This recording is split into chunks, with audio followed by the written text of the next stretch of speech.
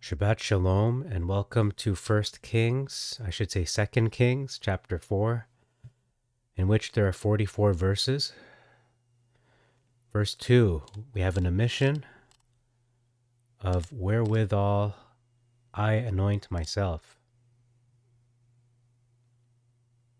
Actually, it's wherewith I anoint myself. Verse 5,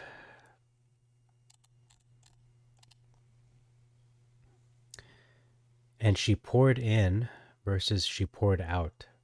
Okay, it's a little different in semantics, but you're pouring in the vessels, not that you pour out, unless you're pouring out the oil into the vessels in any case. Just a minor difference there. Verse 10, upper chamber versus a chamber on the wall. Verse 13, hast thou any request versus wouldest thou be spoken for? Verse 16, at this time next year, as the season is, thou shalt be alive and embrace a son, versus about this season, according to the time of life, thou shalt embrace a son. Now this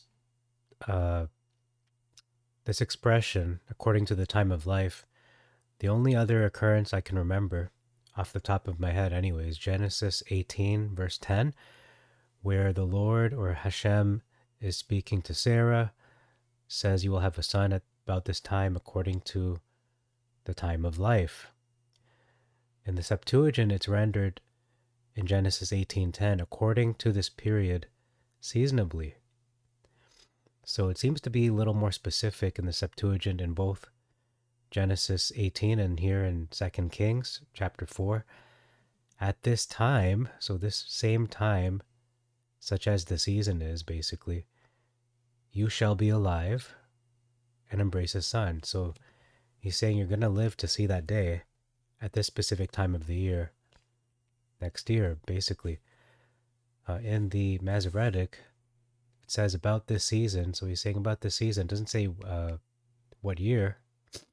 Actually, it doesn't say what year in either translations. But it says according to the time of life. So what is the time of life? Is that 9 months? That's my assumption. That's what I've usually assumed whenever I read that, according to the time of life. But now that I'm able to see in Genesis 18 in the Septuagint, it actually renders it according to this period seasonably. So this time in such a season as this. Okay, so moving on. An addition of man of Elohim in the same verse. Okay, skipping ahead to verse 19. We see the servant being described, said to a servant versus a lad. Now, lad can be a young boy, but this is most likely a adult male.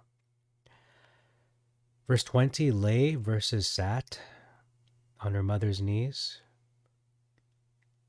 on his mother's knees rather. Verse 22, ride quickly versus run. 23, new moon. So the new moon is mentioned here, which it's not so much a difference of translations, it's more of an observation I made that the new moon, or Rosh Chodesh, it's mentioned here as a special day of meeting, a special day of gathering. It's not just a regular day. Not that it is a rest day, but it is a special dedicated day where you're expected to meet, to show up. Okay, that's verse 23. Moving ahead, skipping forward to verse 33. Verse 33.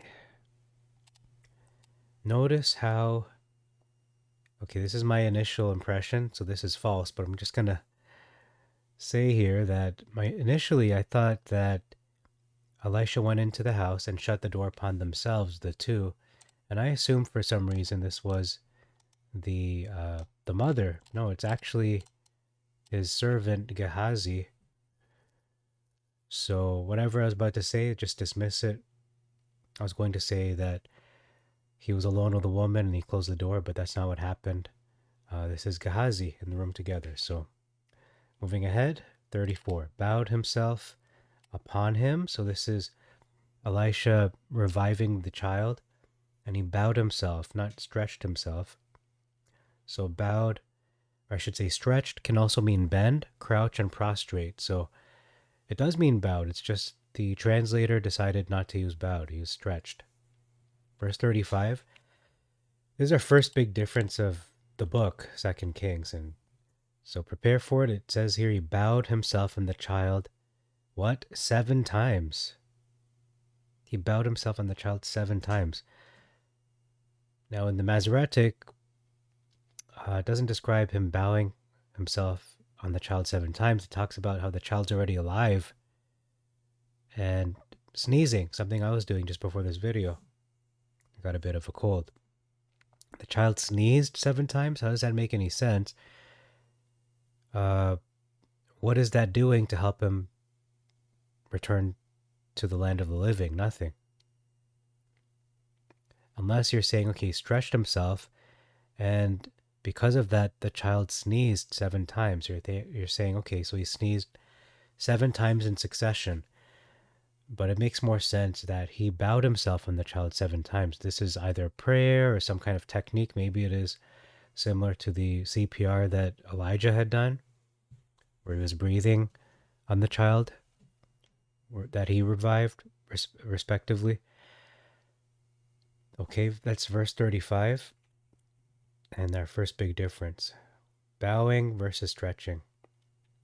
And doing this 7 times. I should say sneezing. So bowing versus sneezing. Verse 39. And the reason why, let me just rewind again, back to 35. Why this is a big difference is because the child is dead. He's not conscious. He only regains consciousness after he bows himself on the child 7 times. Whereas in the Masoretic, he only bows himself 1 time, and then the child sneezes 7 times. So that's, I don't understand the the flow of this narrative. And then he opened his eyes after sneezing 7 times. It just doesn't make sense to me. Just doesn't sound natural, is what I'm trying to say. Verse 39 says, cast, talking about the gourds, versus he shred them into the pot. So he threw them in or he cut them up.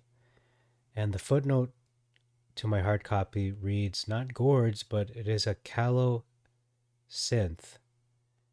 or colocynth instead of a gourd. So a colocynth is a poisonous plant that bears a gourd that looks very much like a watermelon.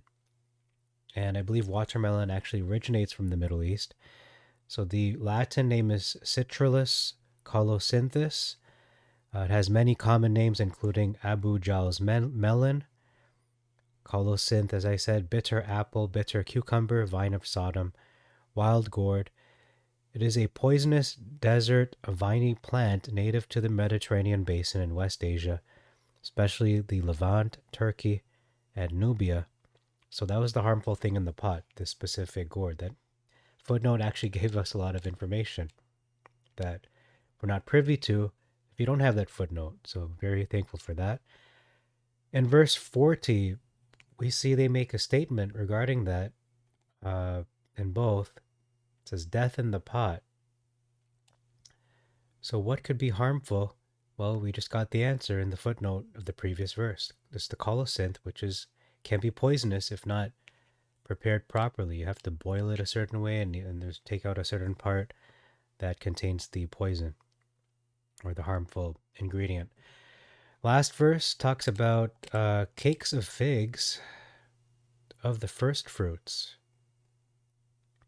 versus full ears of corn in the husk thereof. So We know it's not corn because corn was not a Middle Eastern or an ancient Middle Eastern crop. It was actually barley. So 20 loaves of barley and full ears of barley in the husk thereof. So it's a lot of barley. Rather, we have 20 barley loaves, that's enough barley, and cakes of figs of the first fruits. So both of these are first fruits. We could assume this is most likely the spring. This is most likely during Passover, the Feast of Unleavened Bread, and so on. So that's all for this video and this chapter. Thank you very much for your time. Until next time, I bid you all Shabbat Shalom and Maranatha.